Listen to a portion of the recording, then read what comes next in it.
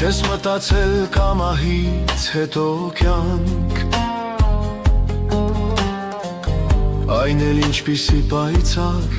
լուսավոր,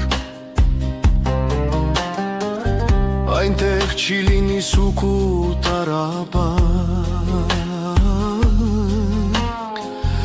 ուր չկանավ է ոչ մեղք կոչանցանք։ Եթե չես ուզում խավարում ապրել և չես ցանկանանդ միշտ կործանվել, դարձիր Տիրոջը քեզ կյանք տվողին և քո մեղքը իր վրա կրողին։